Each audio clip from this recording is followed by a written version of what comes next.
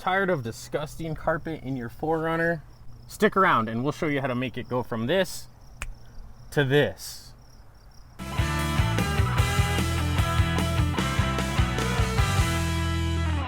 Welcome back to the channel, guys. Today we're working on my clapped out 4runner. For those of you that don't know, I bought this thing down in Texas and it had hit a deer over here. That's what prompted the 06 Plus headlights, but there was a bunch of missing parts, so I went ahead and did the facelift initially on my silver 4runner. That way I was really able to see all the things that were missing so I could order them for this one. You may have noticed the other car is a lot cleaner than this thing.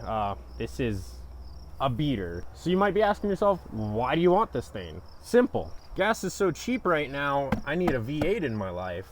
The V8 versions of these came with the 2UZ. That's the same motor that's in my Tundra over there. And my Tundra is an absolute beast. It's towed pretty much every car that I own out here.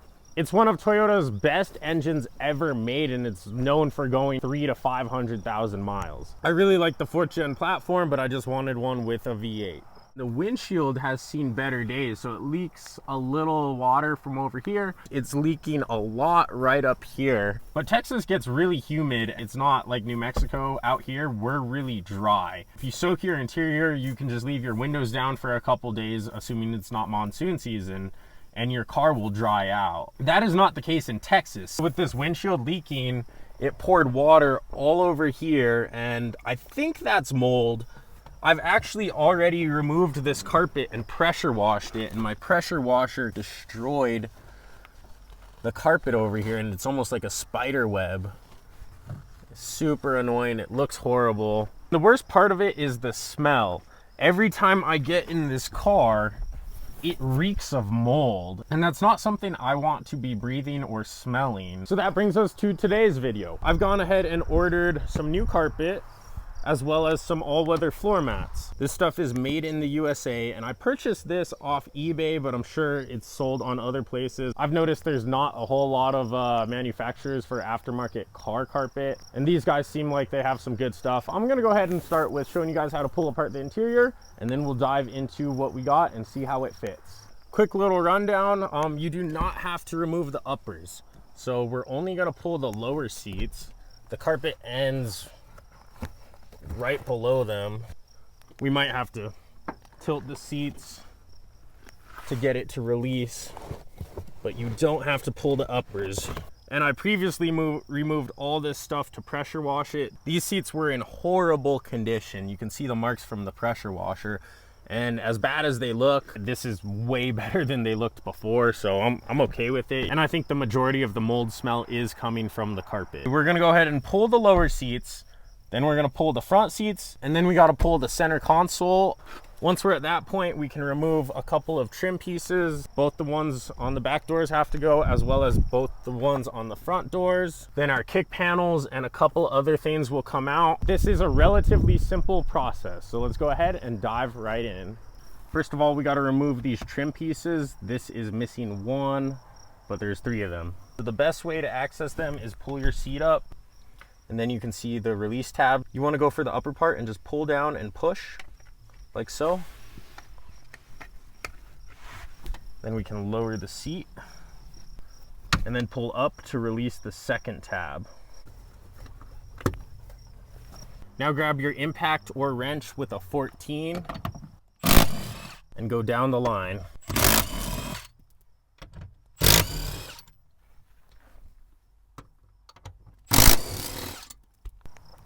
Pull up on the seat release and they will just come right out.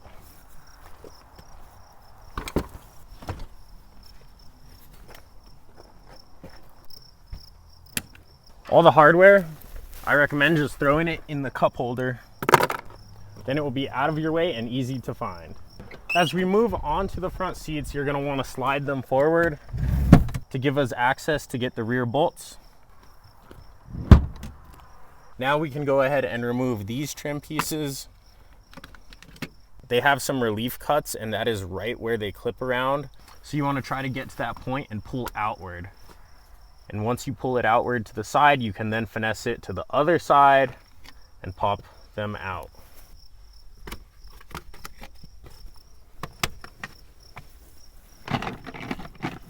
4 more 14s. Now we can slide the seats backward and get the front bolts. If you're doing any amount of mechanic work, I suggest getting an impact. They save you so much time. We were missing the plastic piece over here. They typically are, because it's the one that gets kicked as you get in and out. But I have the inner one, so I need to remove that.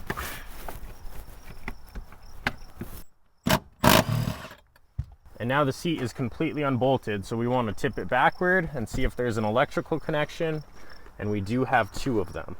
These electrical connections are very easy to take off. They have these push tabs, so just push on them and pull. There will be a push tab holding it to the seat, so you're going to need a flathead to push the tabs and get it to release. I was having trouble with the flathead, so I got 90-degree needle nose. That way it's just hard to get up here with all the seat stuff in the way. The wiring is the only thing that needs to be disconnected. I personally like to pull the headrest, so it gives you a little room to lift the seat upward if you need to. I also like to slide them so the sliders match up with the front of the seat. This might not be important to do on 4runners, but I work on a lot of smaller cars, and sometimes it can be a hassle getting the seat out.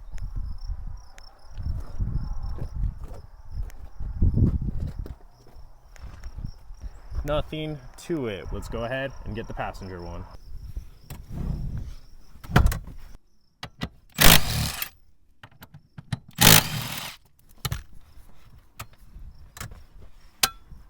Oh, last time I did this, I forgot to plug in the seat, so that helps.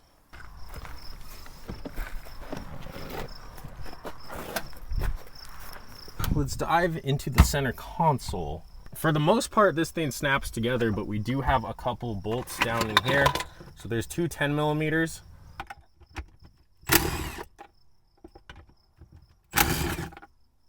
This is one piece right here, so let's go ahead and tug up on that.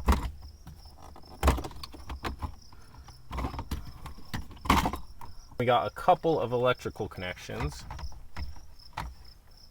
and it is really hard doing this with one hand. I believe this front piece is one other piece, so let's pull up on this.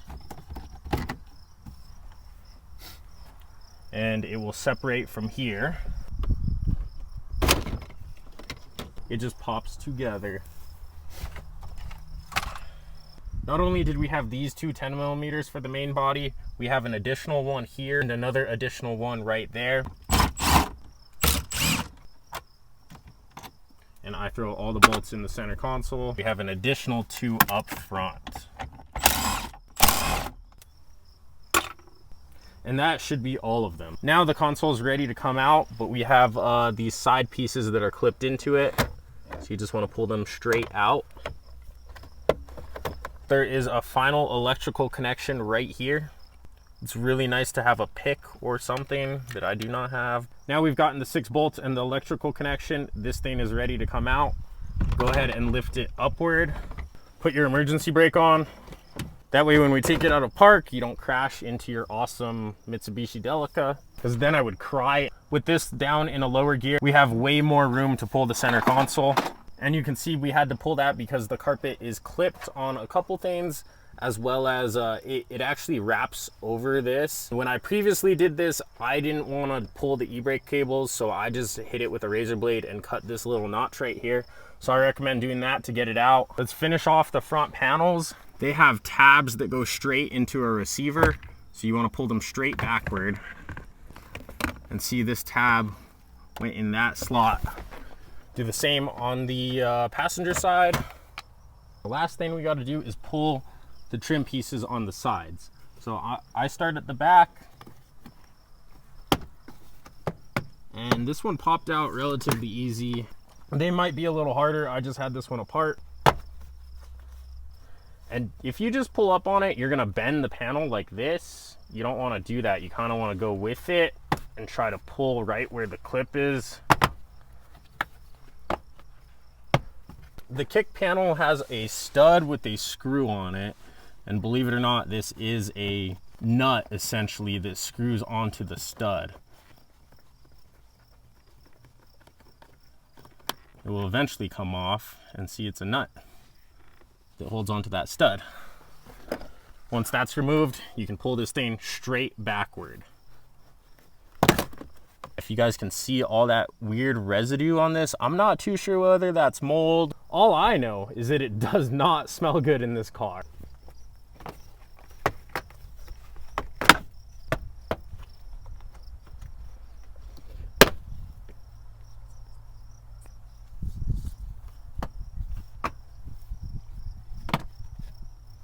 On these front panels, you want to start at the front and pull once you get to the back, you want to pull it forward. It has a tab that hooks down into here. It must have been broken on the other side. I guess it's better that I'm telling you late than never, I guess. To get the driver's side kick panel out, we got to get the dead pedal out. You just grab it and pull straight back.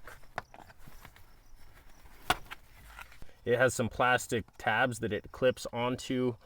They often get broken. Yeah, no exception there. There might have been a nut on here. I might have lost it the last time I took it apart, so there might be a nut there. And then we can grab the kick panel and pull back just like we did on the other side. Now the carpet has room to come out. We made it. It's time to pull the carpet out. We want to start from the back and get it coming up from under the seats. This side we got earlier. Let's see if we can get this side over here.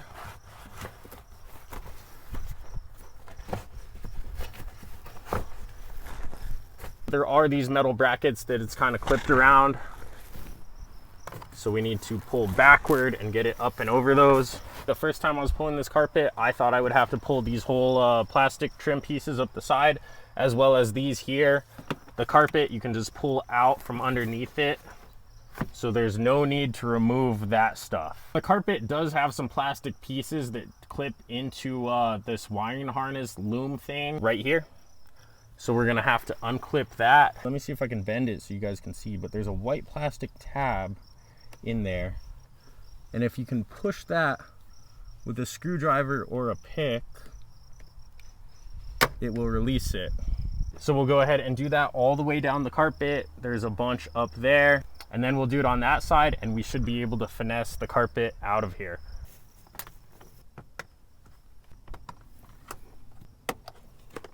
Last time I did this, I pulled a bunch of unnecessary stuff, and now I know what I don't need to pull. Up in the front, you don't need to pull anything. You can just pull the carpet down and see there's nothing holding it. It's just tucked up there. So there it is.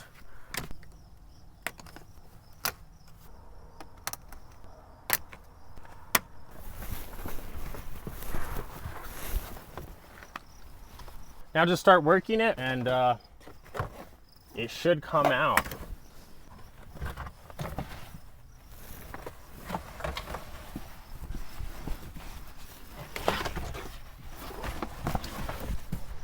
Just like that. That carpet is raunchy. Let's see what this stuff looks like. 03 to 09. Black. Read instructions before beginning. Definitely did not do that. Allow a few hours for product to relax back into proper shape. Didn't do that. Anyway, who reads instructions nowadays? I don't. Yes, black carpet. Oh, I love it. It even has the matting pieces, but they're not glued down. I love black carpet. This stuff looks nice. I'm gonna go ahead and flip the old carpet and see where all the padding goes. And then I think I might just put it in the car and lay the carpet on top of it.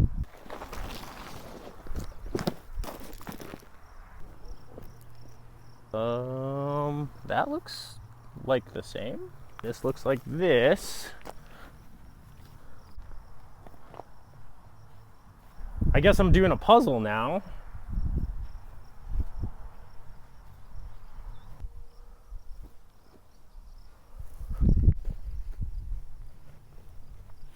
Maybe you're supposed to glue it to the carpet. I didn't read the instructions. Maybe I should go read the instructions.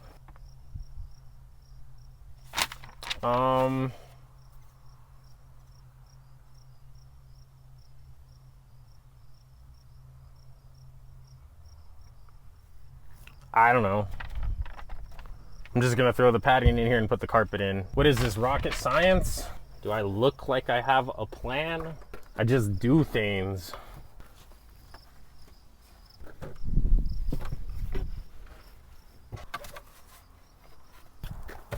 Ah, yes, it's a masterpiece. This is by far my finest work.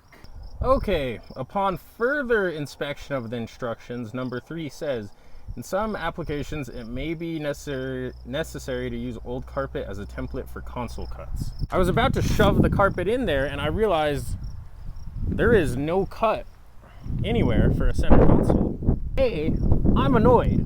I kind of wanted, you know, the point of buying carpet was I kind of expected it to be like direct fit carpet, not a piece of carpet that I have to cut to make fit. So I'm annoyed. Yeah,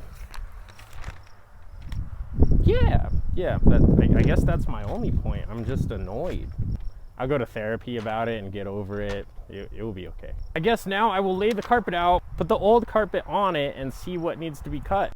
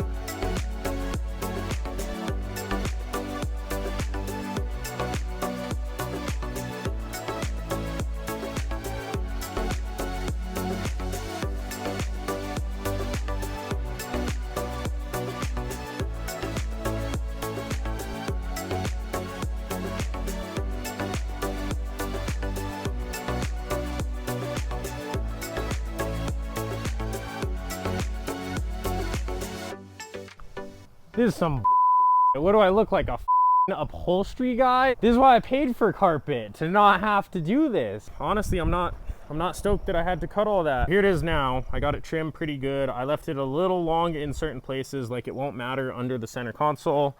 Shouldn't matter over here, but there was quite a bit extra in places. I was just gonna trim it for size and trim that, and then I realized there's no holes for the seat bolts. So I had to cut all these holes everywhere.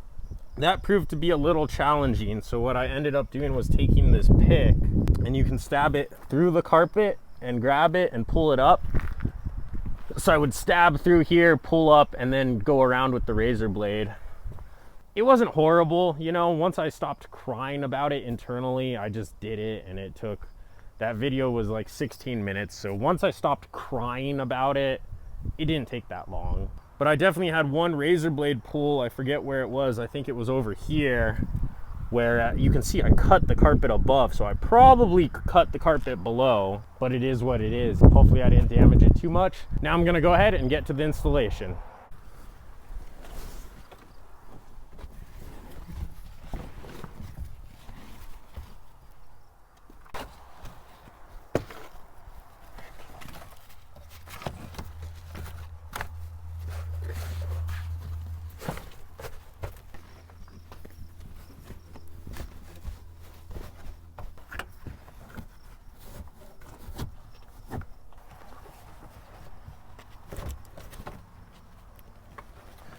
I didn't cut holes specifically for the wiring, so I'm gonna feed them through the heater slot, because I did cut slots for the heaters.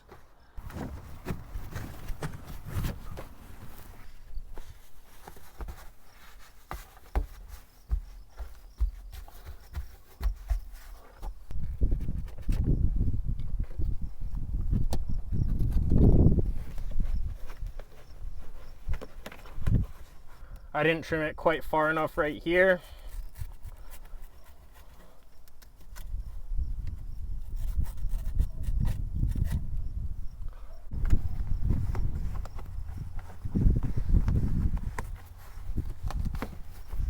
Here we have it roughed in. There's a lot of lint and crap on it. I'm gonna spend the next 30 minutes of my life vacuuming it, and then we'll continue.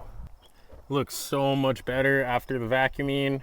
Getting all that lint off of it really made a difference. Now we can go ahead and start putting the interior back together. I'm gonna do the reverse of what I did before, so I'm gonna start with all the side pieces and then the center console. I need to cut a little hole for the stud for the kick panel. There we go. You don't need to screw on that plug. Push on it and it will slide over the stud.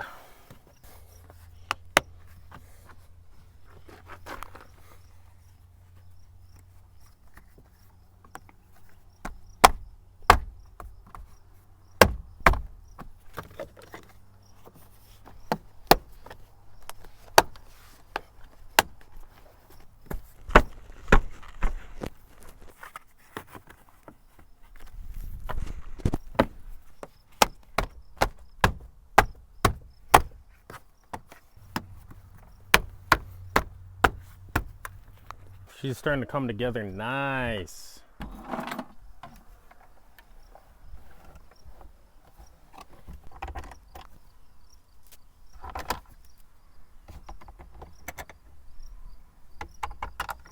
Make sure when you put the center console on to tuck your carpet up into it. I didn't realize when I set it down, it pushed it down.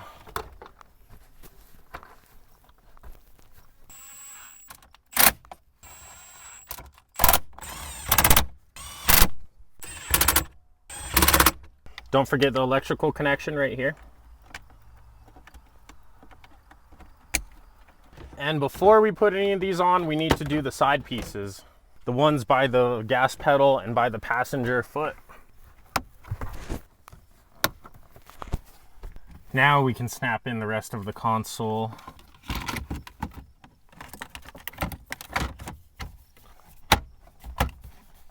Plug in your cigarette lighter connection and your downhill assist control connection.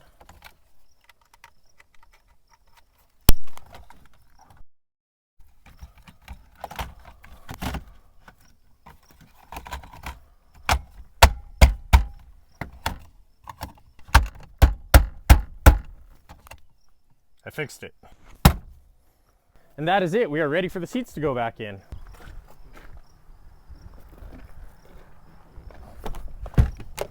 How about I actually plug in the seat this time? Seems like a good idea. Now, if you moved your sliders taking these out, you might have to pull on the release to get them lined up. I got mine lined up. And I'm just gonna leave those hand tight till we line up the rear ones.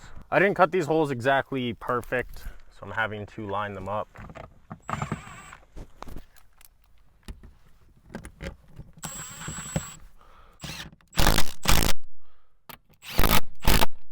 Trim pieces. Now we can go back to the front and fully tighten them. And do our one lone front trim piece. Headrest. Onto the driver's seat. Oh. Careful not to scratch the door, guys. I just destroyed my door panel.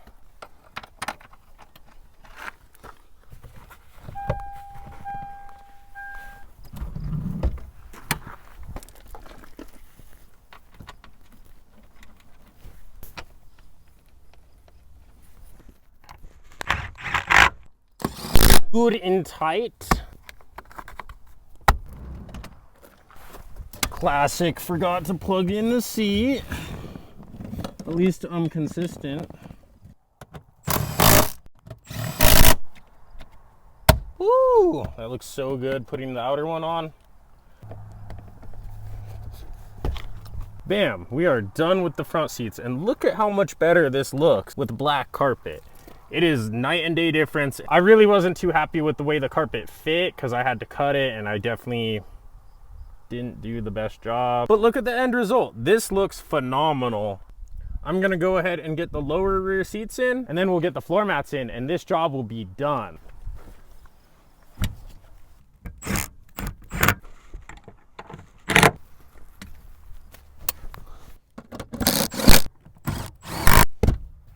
This is a night and day difference over the shitty carpet that was in here. Just looking around the car at a quick glance, it just looks cleaner. We're gonna go ahead and put these in. And of course it says do not place on existing floor mats. This clapped out car didn't come with floor mats, so we don't have that issue, but you don't want to put it over the floor mats. You don't want the mats getting jammed against the gas pedal. Do you guys remember all those huge lawsuits that happened against Toyota? Toyota blamed floor mats. So you definitely don't want to put these over existing floor mats.